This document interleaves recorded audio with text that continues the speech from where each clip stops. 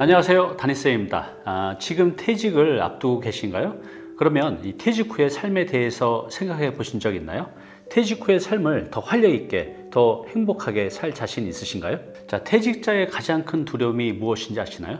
바로 고독과 외로움이라고 합니다. 특히 이제 많은 남성분들이요, 고독과 외로움 때문에 은퇴 후에 힘든 시간을 보내고 있습니다. 자, 오늘은요, 퇴직 후에 훨씬 더 행복하게, 더 활력 있게 살 수 있는 방법을 알려드리겠습니다. 퇴직 예정자라면요, 오늘 영상 꼭 보시기 바랍니다. 오늘 소개시켜 드릴 내용입니다. 첫 번째, 왜 나이가 들수록 불행해지는가? 두 번째, 퇴직 후 더 재미있게 행복하게 사는 6가지 방법에 대해서 말씀드리고요. 마지막으로 오늘 여러분께서 해야 할 일에 대해서도 말씀드리겠습니다. 네, 첫 번째, 왜 나이가 들수록 불행해지는가입니다. 제가 이제 10년 넘게 5, 60대 은퇴자를 대상으로 상담을 하면서 느낀 것이 있습니다. 뭘까요? 네, 참 재미없게 사시는구나, 참 외롭게 사시는구나 하는 생각이 들었습니다. 대부분의 직장인들, 특히 이제 남성들이요, 퇴직 후 삶의 질이 급격하게 떨어진다고 합니다. 네, 지금 자료 화면의 그래프에서 볼 수 있듯이 대한민국 50대를 기준으로요, 나이가 들수록 행복도가 급격하게 떨어집니다. 그런데요, 이것은 놀랍게도 완전히 비정상입니다. 왜냐하면 오른쪽 그래프를 보면 알 수 있듯이 원래는요, 다른 나라들은 40대 중반 이후에 행복도가 크게 커진다고 합니다. 근데 우리나라는 왜 정반대로 나이가 들수록 행복도가 떨어질까요? 그 이유는요, 열심히 앞만 보고 달리면서 먹고 살기에만 바빴지 정작 자신의 미래를 준비하지 못했기 때문입니다. 자, 우리도 다른 나라들처럼 나이가 들수록 더 행복하게 살 수 있는 방법은 없을까요? 퇴직 후 더 재미있게 행복하게 사는 6가지 방법. 네, 제가 그동안 수많은 은퇴자들과 상담하면서 은퇴 후에 행복하게 사시는 분들의 공통점을 알게 됐어요. 저도 이제 50대 중반인데요, 무지무지 행복합니다. 그 이유는요, 지금 말씀드릴 이 6가지를 하고 있기 때문입니다. 여러분도 지금부터 행복해질 수 있어요. 자, 지금부터 나이가 들수록 더 행복해질 수 있는 6가지 방법에 대해서 알려드리겠습니다. 들어보시고요, 여러분들 한번 해보세요. 첫 번째, 다양한 분야의 호기심과 관심을 갖자입니다. 세상에는요, 우리가 경험해보지 못한 이 새로운 세상이 너무나 많습니다. 이 모든 것들을 다 경험하기에는 1억 년도 부족합니다. 우리가 어렸을 적에는 호기심이 참 많았어요. 그렇죠? 그래서 심심할 틈이 없었습니다. 그런데 나이가 들면서 먹고 살기 바빠서 다람쥐 쳇바퀴 돌듯 평생을 살면서 세상의 호기심을 잃어버렸습니다. 자, 은퇴 이후에는요, 모든 것이 자유롭습니다. 자식들도 다 컸고 이제 나도 시간이 많습니다. 이제 그 어렸을 적에 그 호기심을 다시 소환해 보시기 바랍니다. 이 약간의 호기심과 관심이 여러분의 무료한 삶에 신선한 영양제가 되어줄 것입니다. 네, 지금 보시는 자료 화면은요, 신문기사 내용인데요, 한번 읽어보겠습니다. 요즘 무슨 재미로 사세요? 이 나이에 무슨 재미가 있어? 그냥 눈 뜨면 하루 사는 것이지.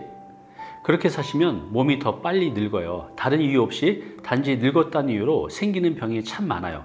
무릎이나 허리가 아픈 것도 물론이고 눈은 침침하고 귀도 점점 안 들리고 치매나 암에 걸릴 확률도 커지거든요.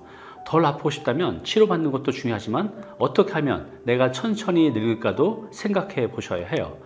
확실한 것은요, 오늘이 어제 같고 내일에 대한 아무런 기대가 없다면 그만큼 빨리 늙는다는 거죠. 자, 두 번째, 자식은 자식 인생, 나는 내 인생.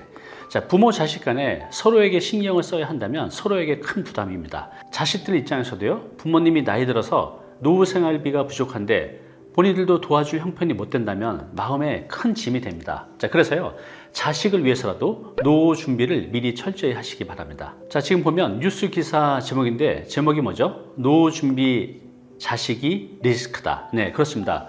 부부의 노후 준비의 가장 큰 걸림돌은요, 바로 자식이라고 합니다. 자녀 교육비, 결혼 자금, 또 주택구입 자금, 절대로 자신의 수준보다 무리해서 지출하시면 안 됩니다. 자녀는 젊어요. 기회가 많이 있죠. 그렇지만 은퇴 후 노년기에는요, 현실적으로 기회가 없습니다. 노후에 자식들한테 부담을 주는 것보다는 형편에 맞게 적당히 지원해 주고요, 내 노후를 챙기는 것이 서로에게 훨씬 더 좋은 선택입니다. 자, 세 번째는요, 다양한 취미 생활을 갖자입니다. 자, 은퇴자에게 먹고 사는 문제가 해결되면 그 다음으로 가장 큰 고통은 뭘까요? 네, 바로 고독과 외로움이라고 합니다. 자, 은퇴 후에 취미생활 없이 하루 종일 TV 앞에 앉아 계실 건가요? 네, 이렇게 계속 산다면요, 삶은 참 재미없고 지루한 삶이 될 것입니다. 자, 제가 아는 분이요, 60이 훌쩍 넘는 나이에 사교 댄스를 배워서 취미생활을 하고 계십니다. 이분이 저한테 이렇게 말을 했습니다. 자, 은퇴 후 이혼하고 참 많이 고생했다. 우울증도 심했고, 그래서 극단적인 선택을 하려는 생각도 많이 했었다. 그런데 이 사교 댄스 생활을 하면서 정말 살맛이 난다. 행복하다. 나에게 이 취미생활은 생명의 은혜이다. 라고 저한테 말씀하셨어요. 네.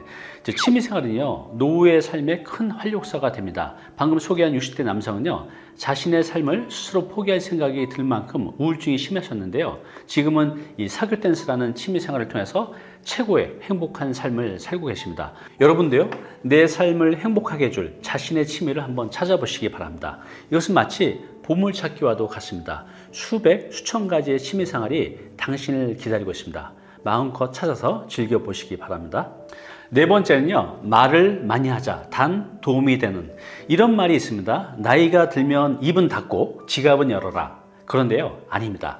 나이가 들수록 말을 많이 하는 게 중요하다고 합니다. 왜냐하면요, 이 치매 있잖아요. 가장 무서운 치매를 줄이는 가장 좋은 방법 중에 하나가 타인과의 대화를 하는 것이라고 합니다. 단 대화를 할 때 내 자랑, 내 과시가 아니라 상대방이 듣고 싶은 얘기, 또 상대방이 공감하는 얘기를 많이 해보세요. 그러면 내 주변에 사람이 모이고 또 나를 존중하고 인정하게 될 거예요. 그러면 외롭지 않고 즐겁게 살 수 있습니다. 다섯 번째는요, SNS 활동을 많이 하자입니다. SNS는 이제 선택이 아니라 필수가 된 세상이죠. 이제 사람들은 모두 다 SNS를 통해서 소통하고 만나고 대화하고 살아갑니다. 자, 요즘은 이 떨어져 있는 가족 간에도 이 단톡방을 만들어서 그 안에서 소통을 하죠. 그런데 내가 이걸 하지 않는다면 세상에서 점점 고립되어 갑니다. SNS는요, 단순히 대화나 소통의 장소를 넘어서 나를 적극적으로 알릴 수 있는 곳이기도 합니다.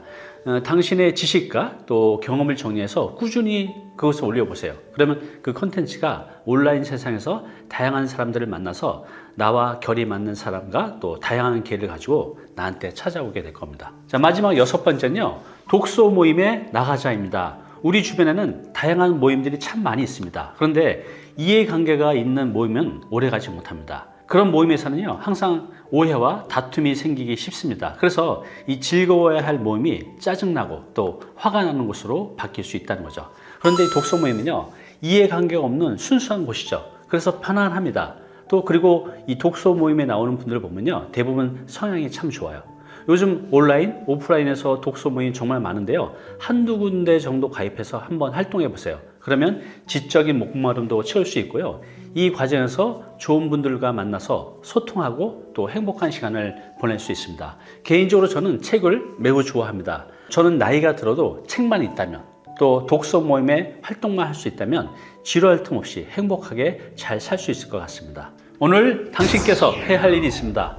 네, 오늘 말씀드린 이 6가지 여러분의 삶에 하나씩 가져와 보세요. 그러면 가져오는 것에 비례해서 여러분의 퇴직 후의 삶이 더 활력있고 행복하게 사실 수 있을 겁니다. 첫 번째, 다양한 분야에 관심을 갖자. 두 번째, 자식은 자식의 인생, 나는 내 인생. 세 번째, 다양한 취미 활동을 하자. 네 번째, 말을 많이 하자. 단 도움이 되는. 다섯 번째, SNS 활동을 많이 하자.